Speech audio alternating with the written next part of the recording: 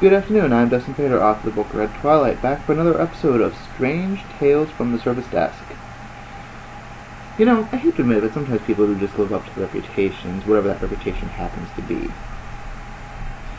I just had one of those recently. So everybody talks about the idea you know what, no, let me back this one up. I live in St. Louis Park. St. Louis Park is a suburb of Minneapolis, Minnesota. My community is a very religious community. There's churches on 3 sides of my apartment, which is just bizarre. There are 2 Jewish schools, one on the north side of the highway, one on the south side of the highway.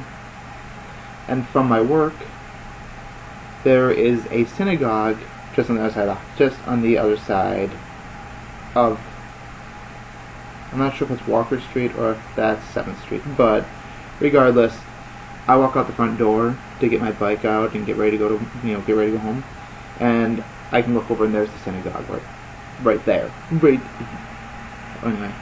as I was saying, sometimes people just happen to live up to their stereotypes, and I just had those experiences myself.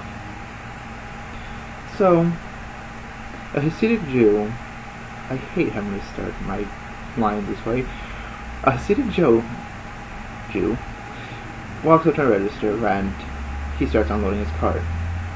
He's got a couple of chickens, he's got a box of candles, you know, pretty standard stuff, nothing that would make you raise an eyebrow. Then he starts placing 1-gallon buckets of beef broth on my register. Beef, huh? Sounds kind of odd. Maybe beef flavor is okay, just not the beef. I don't know. I'm not going to judge anybody. That's not what I'm here to do. I'm here to make fun of the idea that this guy bought 25 gallons of it. So, he puts up 25 of these 1-gallon jugs of beef broth, and he points out that they happen to be on special, $1.25 a gallon, which is a markdown from the usual cost of broth, which is somewhere in the general range of $3 a gallon. And as I'm reading this up, he looks to me and he says, "Dustin," I want my name to her, of course, "if you can sell those to me for 75 cents, I'll buy the rest of the crate." So I slowly look over, and he's absolutely right. On the discount rack, there is a crate of beef broth. At least 100 packages of it. Well, what can I do aside from say, hang on, I'm not authorized to make that deal. But I could page somebody. So I reach over to the wall, pull off my pager, put the pager back on the wall.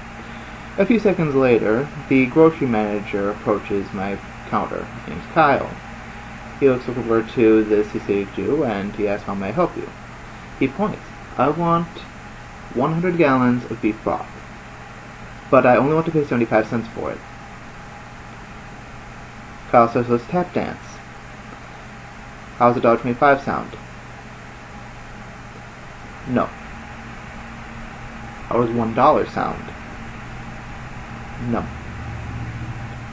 "How does 90 cents sound?" 75 cents. You're missing the point of tap dancing here. I cannot sell at 0 profit. I need to sell those for 90 cents. No, 75 cents. Again, I look back and forth between these guys as they're arguing. I look back to my customer saying, "My good sir, 90 cents is still a good price. That's still 1/3 the cover price."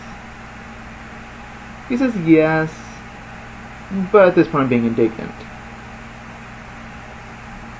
I look back to Kyle. "Are you sure?" Kyle shakes his head. "I cannot sell at 0 profit." Okay, that's fair. So, unfortunately, we have to send him on his way without his beef broth. I did not realize, though, that you are allowed to haggle when you're in a grocery store. That's something I'm going to try next time I'm at Rainbow. I actually have another story very similar to this about a guy from India, which I'm noticing I'm at 5 minutes for this video now, so I'm going to have to postpone that for episode 7. Thank you very much. My name is Justin Fader, author of the book Red Twilight. My Kickstarter is still in effect. I will post the link down below. Thank you very much. Have a good day.